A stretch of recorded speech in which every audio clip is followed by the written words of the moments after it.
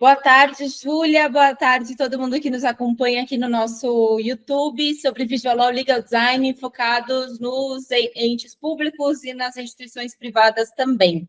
Então, dando continuidade, né, Júlia, ao último episódio, em que a gente trouxe uma colaboração para as iniciativas de Legal Design e Visual Law em todo o Brasil. A gente trouxe uma sugestão de mapa de empatia personalizado para a confecção de documentos jurídicos de uma forma mais acessível, mais eficiente. Então, esse mapa de empatia, ele tem um download gratuito no site da Ilustra. A gente vai deixar o link para o download aqui no comentário, na descrição desse vídeo, perdão.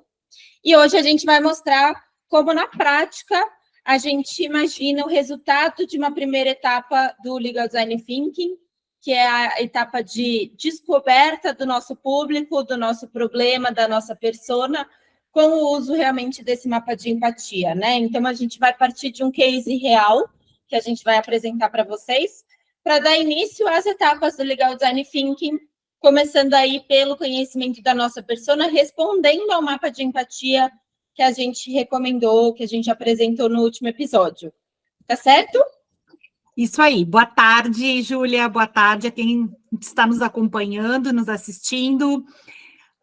Realmente, a gente, no outro episódio, nós construímos esse mapa da empatia que é específico para os documentos jurídicos.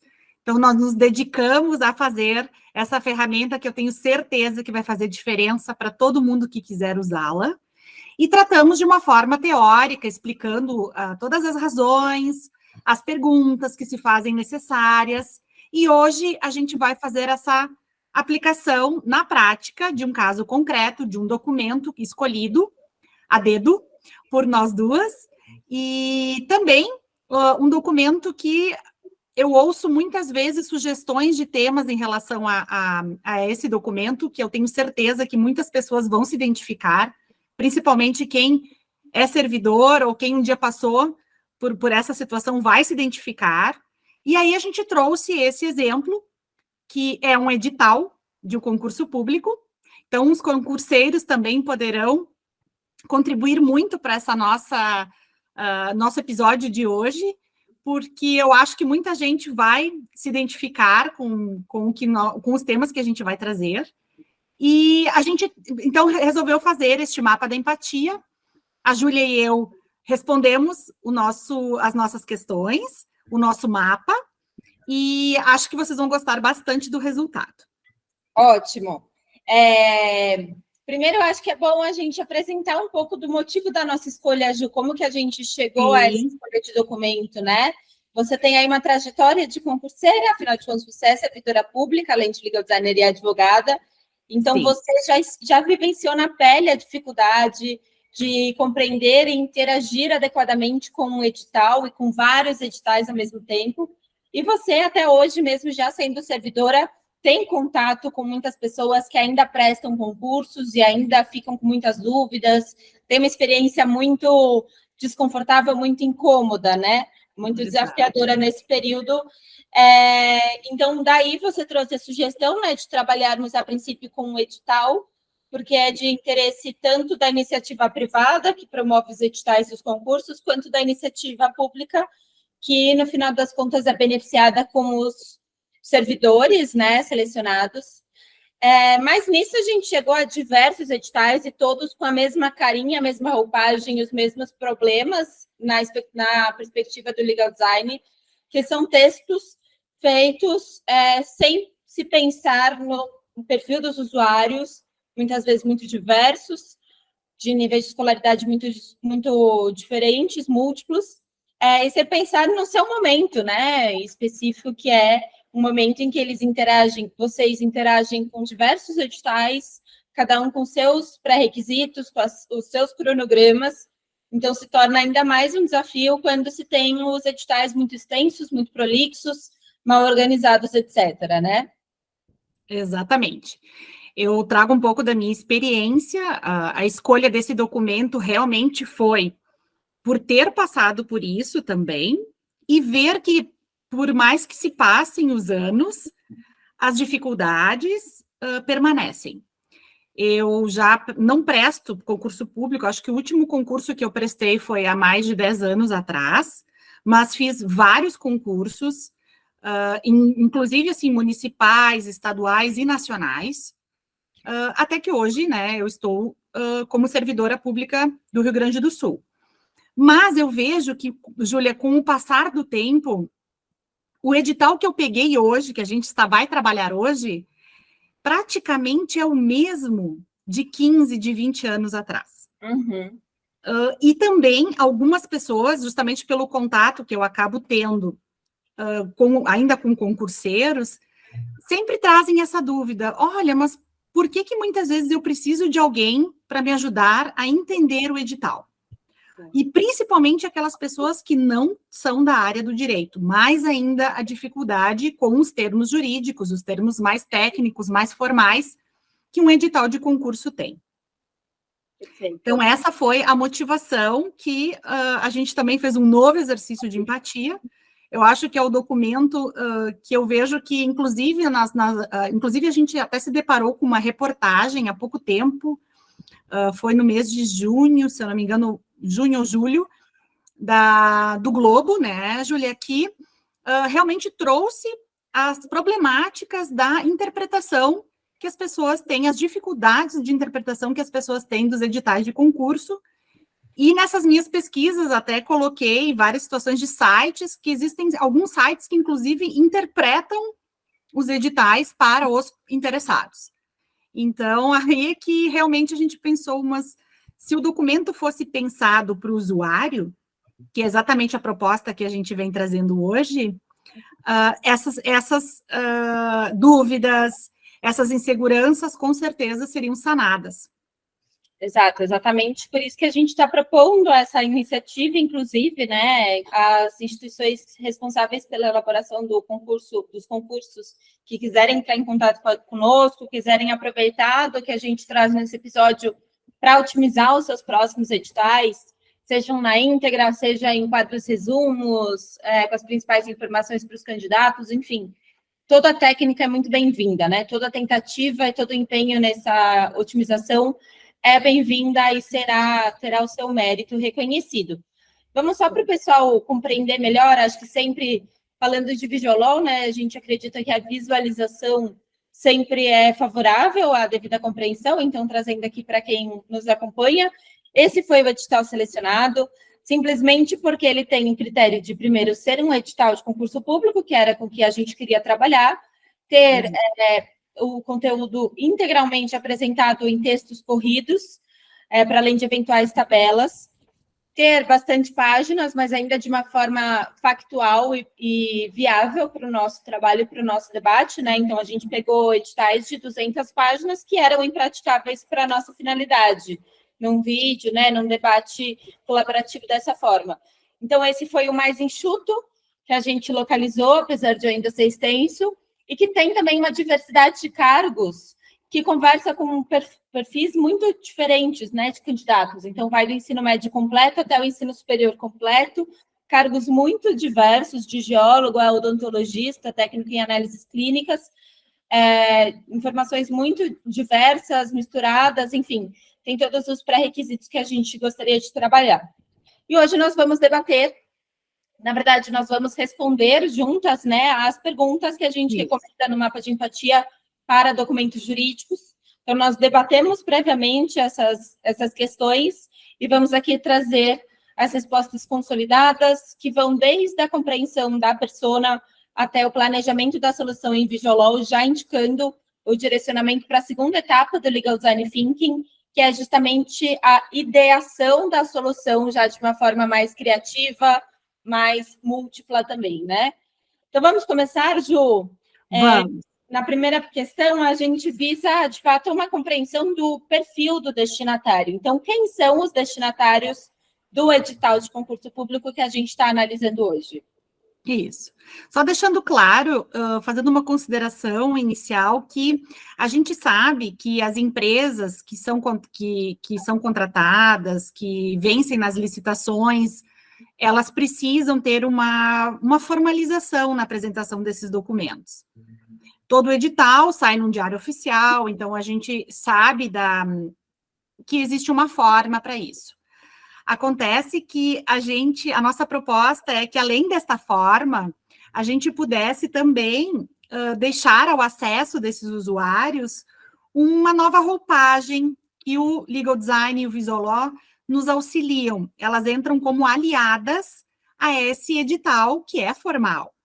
Então, a gente vai propor agora algumas perguntas, e as resoluções disso a gente também vai trazer, mas a gente entende, sim, que existe uma formalidade a ser seguida, mas que nada impede que a gente use dessas ferramentas para auxiliar esses interessados em se candidatar ao concurso público. Perfeito, da mesma forma como documentos judiciais, da mesma forma como contratos. Exato. Todos têm a sua formalidade, todos têm seu rigor técnico e jurídico, mas precisam ser eficientes, ou seja, transmitir a mensagem adequada para o seu próprio público, né? Exatamente. Então, a primeira pergunta do nosso mapa da empatia do documento jurídico é com relação ao perfil. O que seria o perfil desse usuário do nosso edital de concurso público? O perfil dele seriam os destinatários desse documento, então, são todos os cidadãos, é qualquer profissional que deseja se candidatar, se inscrever aos cargos que estão previstos no edital. Nesse edital, particularmente, então, a faixa etária limite seria, então, um candidato com maioridade, e não tem previsão de limite máximo de idade. Tem apenas algumas menções no edital com relação à inscrição daqueles que têm idade superior a 60 anos. Uhum. E, ali, neste edital, os cargos, eles têm diversas categorias de escolaridade, divididas em nível superior completo e ensino médio completo. Então, o perfil seria esse. Qualquer cidadão, dentre essas escolaridades, e os limites de faixa etária, que haveria um limite de menor, de maioridade, né, que seria 18 anos, sem limite máximo. Ótimo. E aí, numa segunda etapa, a gente vai para as impressões, né? O que os destinatários pensam e sentem sobre esse documento durante a leitura. Então, o que a gente destacou foi uma grande frustração ao encontrar um edital longo e denso, como os demais. Lembrando que os candidatos normalmente participam de mais de um concurso ao mesmo tempo, então, de fato, se frustram corriqueiramente. A ansiedade sobre como navegar por tantas páginas e lembrar das informações, né, com maior assertividade. Confusão devido à linguagem jurídica complexa, textos longos, parágrafos extensos, enfim. E o desejo distante, né, de entender claramente os requisitos para o cargo, as etapas do concurso, as informações mais importantes para a sua jornada de candidatura. E a próxima etapa foi compreender a influência, não é? O que os destinatários escutam sobre o documento. A influência é justamente isso, o que eles escutam sobre um edital de concurso público. Aqui é que eu acho que justamente também veio a nossa motivação. O feedback, né, que a gente recebe dos candidatos é que eles precisam interpretar o edital, que precisam reler várias vezes e destacar, muitas vezes, de próprio punho, as informações que são mais importantes. Que eles têm dificuldade de identificar, de imediato, os pontos relevantes do edital. Que a linguagem é difícil e complexa. Que não estão acostumados ou familiarizados aos termos empregados. Que não há preocupação com a forma da apresentação do documento, com a aparência do documento. Muitas vezes, os editais trazem só cópias da legislação, trazem exatamente como está no Diário Oficial. E, na maioria das vezes, não há emprego de recursos visuais. Exato. E, a partir dessa influência, a gente vem para as dificuldades, em que a gente destaca quais são as dores dos destinatários na interação com o edital. Então, a gente destacou que as principais dificuldades são justamente um desafio na navegação pelo texto longo e denso, um medo de perder informações importantes, então fica uma leitura realmente muito, muito complexa, a sensação de sobrecarga da informação, uma sobrecarga também mental, né, para compreendê-las adequadamente, o desafio de compreender a linguagem jurídica complexa e as especificidades de cada cargo, dado o volume, né, e a diversidade de ocupações solicitadas pelo edital, e manter o foco e a motivação com o concurso durante toda a leitura, lembrando que são 55 páginas nesse que foi o mais objetivo edital que a gente localizou, né?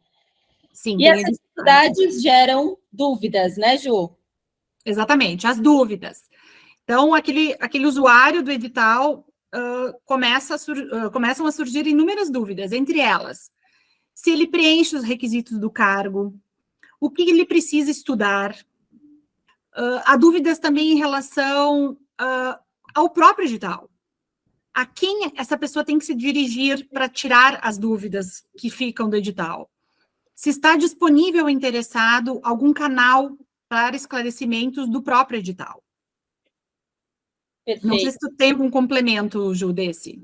Tem alguns, né, as etapas do concurso, né, justamente, que acho que você mencionou, então, a sequência exata de etapas. Exato, a sequência. Datas, locais, que normalmente inclui prova escrita, entrevista, documentação exigida, apresentação desses documentos, etc., né? Os critérios de pontuação também são uma dificuldade, né? Os candidatos podem ter dificuldade em compreender como acontece essa pontuação, e, da mesma forma, os direitos e responsabilidades. Muitas vezes há problemas e até demandas judiciais relacionadas à revisão da pontuação, algo nesse sentido, né? Da aprovação do resultado consolidado. Então, justamente, tendo uma maior clareza dos direitos e responsabilidades no próprio edital, esse tipo de problema para o próprio promotor do concurso pode ser resolvido antes de virar um problema maior, né? Isso. E a partir dessas dificuldades, dessas dúvidas, a gente entra no âmbito das necessidades. Então, vejam que, a partir da primeira pergunta, a gente vai chegando mais perto de uma solução, de um perfil realmente completo e esmiuçado dos destinatários do documento, né?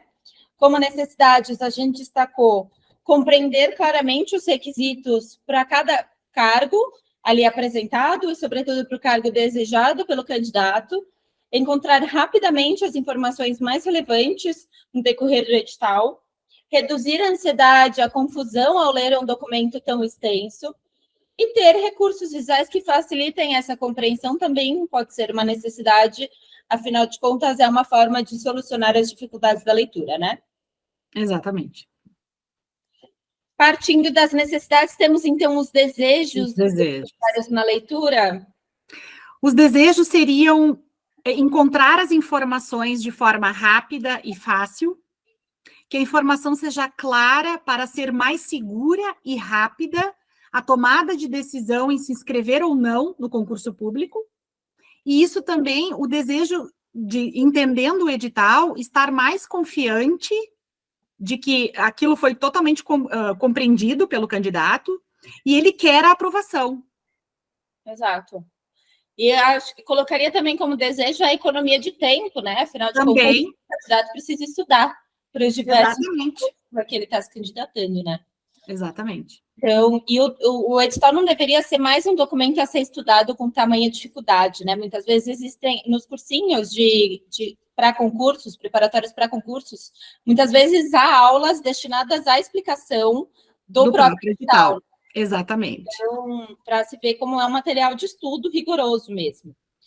E, a partir disso, a gente chega num segundo campo do mapa de empatia de documentos jurídicos, que é o planejamento da solução. Então, já direcionando um pouco a nossa descoberta de persona e de usuários para a etapa de ideação no processo de Legal Design Thinking, né? Que é, de fato, um projeto de Visual, um planejamento dessa solução de uma forma mais eficiente, em etapas multidisciplinares e colaborativas, não é?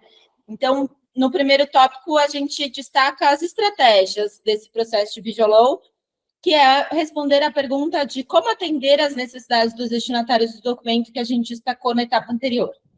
Então, a gente traçou aqui algumas estratégias que seriam, começando pela simplificação da linguagem, então, traduzir o texto jurídico em uma linguagem mais simples, acessível e, portanto, eficiente na mensagem.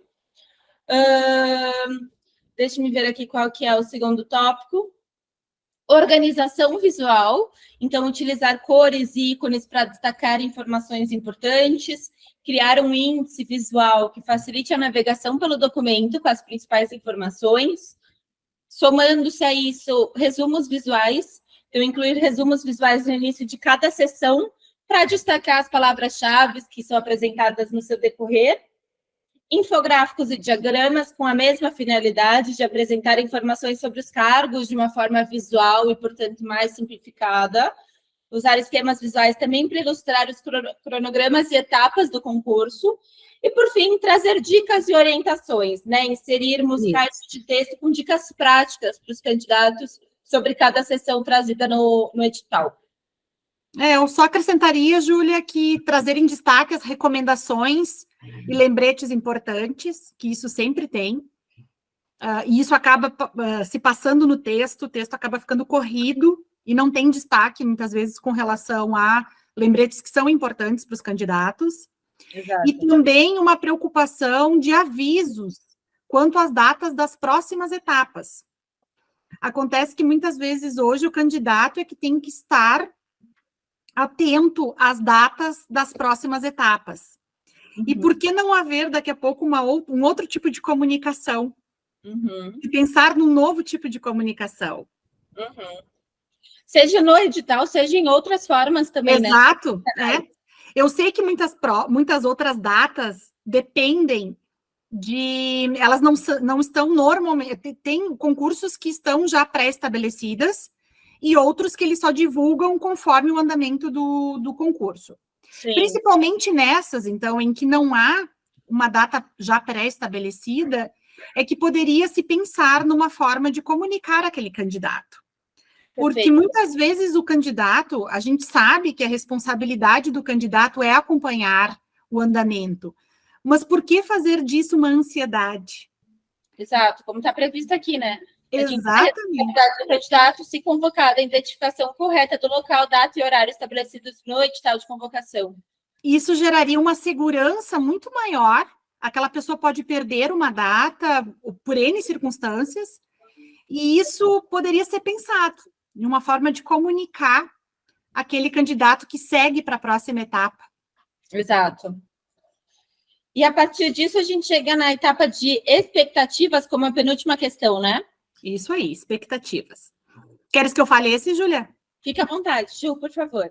As expectativas é que o interessado ou o destinatário do edital, ele possa se sentir seguro ao ler o documento, que principalmente ele tenha autonomia de entendimento e que de uma forma rápida e fácil encontre as informações que ele deseja, que tenha uma leitura agradável, que ele se sinta capacitado para concorrer ao cargo que ele deseja.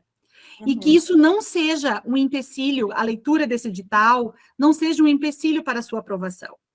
Então, que ele se sinta confiante e seguro e, com certeza, tome a decisão de concorrer e de ser aprovado naquele cargo que ele deseja. Pois é. Esse é um reflexo importante que gera na pessoa o desejo de prosseguir. Exato. O que eu quero dizer é que muitas vezes o edital é tão complexo que se faz o contrário, que se causa uma ansiedade, se causa uma dúvida, a pessoa fica indecisa se ela tem condições ou não, justamente pela forma como vem se tratando os conteúdos dos editais.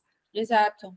Então, para a gente ver aqui nessa etapa de expectativas, que a gente não faz isso só pela benevolência, pela empatia com os candidatos, mas isso também é vantajoso tanto para a entidade privada responsável por promover esse concurso, quanto para a entidade da administração pública que vai recepcionar esses novos colaboradores, esses novos servidores, né?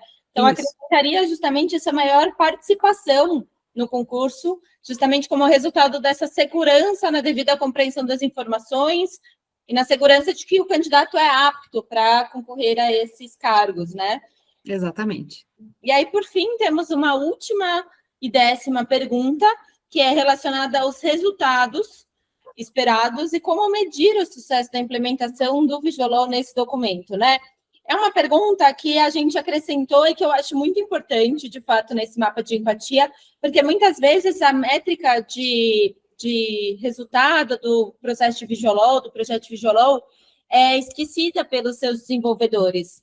Então, a gente tem ali em mente os problemas que a gente visa solucionar com um contrato em Visualol, com um contrato visual, com uma sentença judicial simplificada, resumida, etc. Mas a gente não pensa como medir esse resultado, se a gente realmente solucionou esse problema, ou se a gente simplesmente fez um projeto de Visualol bonito, interessante, organizado e tal, mas que a gente não sabe se vai solucionar o problema ou não. E muitas vezes essa solução fica restrita à cabeça dos seus próprios produtores, né? Exato, então, ele tem que ser funcional, né, Júlia? Exato, a gente pensar, e a longo prazo também, né? Então, quando a gente estabelece métricas, atributos, né, pré-requisitos para a gente avaliar um projeto de Visualol bem ou mal sucedido, essa avaliação é feita periodicamente, né? A gente pode, logo na finalização do projeto, em 1, 2 meses, ver que os resultados foram exitosos, que o problema foi resolvido, mas no 6º mês já volta a aparecer problema a partir dos feedbacks, a partir dessas métricas que eu vou enumerar aqui. Então, aí a gente precisa voltar à etapa de iteração do processo de Legal Design Thinking, né? E rever a nossa solução, repensá-la, seja na ideação, seja na etapa de criação, de prototipação, ver ali onde que o problema voltou a acontecer. Então, para o caso do edital, a gente pensou em métricas como taxa de compreensão, então a gente medir a taxa de compreensão dos candidatos por meio de pesquisas ou testes de compreensão antes e depois do Visualol, poderiam ser grupos separados também, um grupo de teste incluso, taxas de reclamações e dúvidas, muitas vezes por um saque, né, pelo portal de contato com a entidade responsável. Então, a gente acompanhar a redução no número de reclamações e dúvidas recebidas após a implementação do Visualol, em comparação às edições anteriores do concurso, que às vezes acontecem, né? Para além disso, medirmos a taxa de inscrição no concurso, o tempo gasto na leitura pelos candidatos, feedbacks positivos, então coletarmos feedbacks diretos dos candidatos sobre a clareza e acessibilidade do edital após a implementação do Visualol no documento, taxa de conclusão das etapas previstas no cronograma do concurso também, e, por fim, a redução desejada na taxa de desistência do concurso, né? Então, teria ali uma métrica entre os downloads do edital, e que é facilmente mensurável, e, de fato, a inscrição em cada uma das etapas, né? Exatamente. Para a gente coletar feedbacks e realizar testes, a gente teria alternativas diversas, como pesquisas de satisfação, testes de usabilidade, grupos focais, né, ali com candidatos para discutirem suas percepções sobre o concurso, sobre o edital, análise de dados, né, que é uma técnica muito interessante também para o antes e depois do projeto Visualol, o feedback sempre contínuo, né, e a comparação com edições anteriores também seria bem-vinda para a mensuração desses resultados. Algo mais a acrescentar, Júlia? Não, isso mesmo. Eu acho que é o canal de acesso que deveria ser mais pensado, né, como um questionário, uma coleta de satisfação. Esse feedback é muito importante, não só porque ele vai ser favorável ao usuário, mas sim a empresa também envolvida consegue coletar vários dados para melhorias, consegue, inclusive, entender aquele candidato que não se inscreveu, qual foi a razão. São métricas muito importantes que, inclusive, têm reflexos de gestão, de economia, de outras vantagens que a gente demonstrou que essa ferramenta realmente auxilia em diversas áreas, que não só a parte do usuário aqui final, que a gente está falando do candidato. Exato. E acho que para a próxima etapa, a gente poderia, para o próximo episódio, né, Ju, a gente poderia, agora que temos o mapa de empatia de documentos jurídicos devidamente preenchido, respondido, que já compreendemos com quem estamos falando através desse edital, a gente pode iniciar a sua otimização, né, de acordo com o nosso ponto de vista técnico, focado em solução de visual law, de legal design. Então, com essa perspectiva, quem quiser ver aí uma primeira otimização, a gente poderia começar pela reescrita desse documento na linguagem simples, plain language, né? Quem quiser ver esse vídeo, essa nossa atividade prática, deixa aqui nos comentários. Se tiver outra sugestão também do que deseja ver aqui no nosso canal, fique super à vontade para comentar e fazer essa solicitação. Sim, a gente pode fazer uma amostragem, né, Ju, claro que não vamos reescrever e não vamos fazer todo o documento, mas essa parte de linguagem simples a gente pode fazer por amostragem, né, a aplicação, e assim como a materialização de algumas estratégias, de alguns resultados que a gente pensou para fazer uma releitura, para demonstrar como esse documento pode ser mais agradável e de fácil entendimento do usuário. Perfeito. Então, quem tiver interesse em ver essa atividade prática, deixa aqui nos comentários. Sempre muito bem-vindas as suas sugestões, feedbacks. Não se esqueçam de compartilhar esse vídeo aos demais interessados, se inscrever no nosso canal para seguir nos acompanhando. E até a próxima, Ju. Até a próxima. Principalmente aqueles que se identificaram, que eu tenho certeza que os concurseiros de plantão devem ter se identificado e muito. Esse é só um exemplo. E, por favor, deixem sugestões e dicas que a gente vai continuar esse nosso trabalho, sempre aí prezando para a melhoria dos documentos. Ótimo, muito obrigada pela participação, Júlia. Obrigada, Júlia. Até mais.